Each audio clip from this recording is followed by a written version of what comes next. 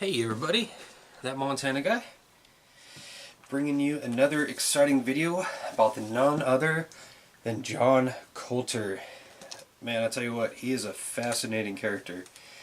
Mountain man, trapper, explorer, you know, you name it, he probably was it. Well, not everything, but anyways, he was a phenomenal person, and so without further ado, we'll go ahead and first answer the Q&A of last week. So it was the fall of 1808, which was called Colter's Run, and he was with Potts. And I'm not going to go through the whole story. If you want to look into that, you can click the link either here or over here, right there, up there, over there, down there, wherever. Somewhere on the screen there'll be a link to it. Then you can check that out. But the answer to that was none other than the Blackfeet or Blackfoot tribe. So it was the Blackfeet tribe, or some say Blackfoot, Blackfeet, whatever. And so when he arrived to Lisa's fort, he told this incredible story to Tom Jones in detail, as well as others on a later trip to the same area that he had this situation occur. And so with that said, John Colter's information is kind of coming to an end, unfortunately. It might pick up again in a future time, but there are more people I want to go over and things like that. So without further ado, this is the last section of Mr. John Colter. So again, like I said, he talked to Tom James and others on a later trip as they traveled through the area where he had made his unforgettable run for freedom. He pointed out to the mountain he had scaled. As Colter quietly retailed the details of that day, his companions grew silent. One of the trappers listens to the story, fully aware of they were in hostile country, said, "I never felt fear before, but now I fear it." His fear should have been a warning. A few days later, this trapper was caught by the Blackfeet and killed. Now at this point, those traps that Colter did leave behind were kind of, well, they were pretty much on his mind constantly. Back in the day, you know, you couldn't just go order online a bunch of traps. They're very hard to come by. Same thing with, well, rifles were a little bit easier, but traps were, you know, traps were one of those things. They were a commodity that you couldn't reproduce on your own. You know, you couldn't take a couple of rocks and bash them together and create a trap. You know, they were very, very hard to come by, especially in the western area. You know, you'd have to travel all the way to St. Louis or further east to get the majority of these traps. But there were locations once a year that they could maybe possibly purchase those, so that will be in a different video in the future that I have in mind. But they were just very hard to come by, and they were very expensive. So yeah, again, they were hard to come by in the mountains, and there was no substitute for them if a man was to take clues. The possibility of recovering the traps lured Colter back to the scene. He had stopped to cook supper and rest, and as he settled down, he heard the sound of rustling leaves in the darkness. The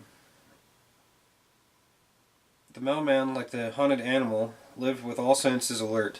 And, you know, that's very true. If he didn't, you would never hear from him again. You would never hear about his stories.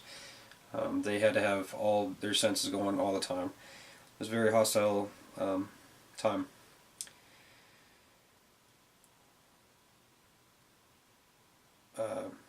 So anyways, he heard a noise, meaning of which was known to him instantly. Beyond the campfire, guns were being cocked. Now there are different versions of this. Some say that it was guns being cocked. Others say that he heard twigs breaking first. which one's which, who knows, but one way or another he got alarmed. And so he leaped over the fire and raced off through the brush as shots rattled around him. Once more he scaled the mountain to avoid the pass, and once more John Colter escaped.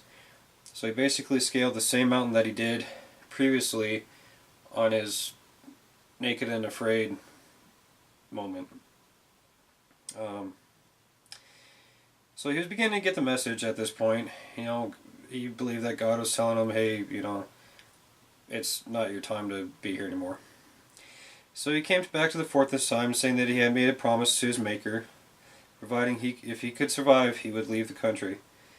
He still had one test ahead of him. He was finally on his way downriver with a companion, headed for the distant sights and sounds of St. Louis when the Blackfeet attacked yet again.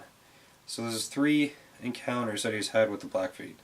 Well, 2 encounters that were for sure. The one that I just talked about where he ran away, it's unclear who it was. But more than likely it was the Blackfeet. They just really didn't like him. Down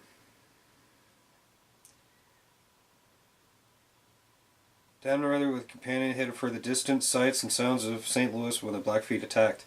This time Colter and his companion hid in the bushes, and the Indians, who had high respect for the trappers' rifles, did not come after them. So at this point they started realizing, hey, these guys got some boomsticks, and, you know, don't mess with them, because they will turn your arm into a vegetable, if you're lucky. So anyways, John Colter never counted coup. He was no braggart, and he was no bully. In fact, records show that throughout his entire, I believe it was 6 years in the mountains, he only killed 1 Indian. And he didn't kill any trappers, he didn't kill any white people. And the only Indian that he killed, it was only to save his own life. You know, that's a pretty incredible situation. A trapper being out alone, spending 6 years, and only having 1 encounter with an Indian where he killed him to save his own life. You know, that's a remarkable story in that situation right there, for the fact that a lot of the other mountain men of the time, they've had run-ins with Indians, and they had very clear accounts of things that they've done. But Colter, the pioneering trapper and explorer who specialized in traveling alone, has spent 6 years in the mountains. He had played his role in the historic adventures of Lewis and Clark, traveled where no white man had gone before, discovered on his own the wonders of Yellowstone. There are different variations of who decided, or what white man first discovered Yellowstone. Some people believe it was John Colter, others believe it was a different mountain man that we'll talk about in the future. You know, it's just really hard to say who actually was the first person, but John Colter was one of the very first ones to find this place. He did discover his own wonders, and he also set examples for hundreds of fur trappers who would soon follow him to the mountains. John Colter, the soft-spoken mountain man, became a legend in his own day. He died in bed in November 1813. Okay, so the question that I have for you, he died in his bed in November 1813, but before that we got to backtrack a little bit, because I did forget a part.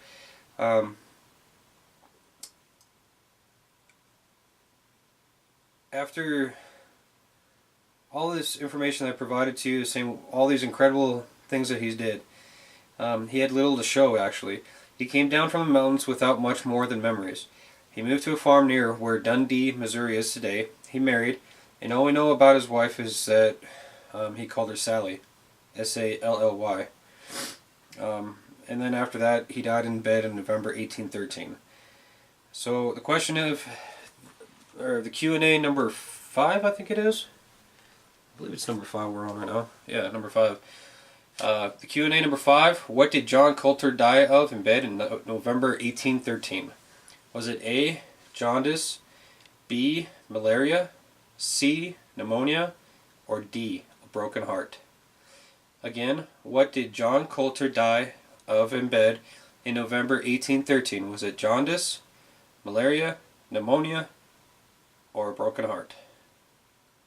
Stay tuned for the next Q&A number 6, and I will give you the answer to this. And I do have to give credit where credit's due. Most of the information that I got in these 3 segments about John Colter was in this book, The Mountain Men, by George Laycock. It is a phenomenal read. I mean, I'm amazed by how much detail this gentleman put into this book and his research. It's just a phenomenal book. It doesn't just talk about Colter. It talks about different implements that they had with them, different types of rifles, the history of the rifles. It talks about just a whole array of information that that if you're interested in learning more about mountain men or the pioneers of the West, or whatever you want to call them, I would definitely pick up this book. It is a phenomenal read. I'm only halfway through with it, and I can tell you firsthand that it's just an amazing book. So with that said, again, stay tuned for question and answer number 6. I'm sorry, number 6 for the answer to this episode. Again, thank you all for watching. I appreciate your support. If you like this video, please like, comment, or subscribe. It helps the channel out. It helps me out. It lets me know that people actually do enjoy the same things that I do. So please go ahead and do those. Also, again, I'll have a link at the bottom so you can just click on to subscribe, or check a different video. There's a lot of great videos. So again, thank you all. Take care, stay safe. The mountain man is here to stay.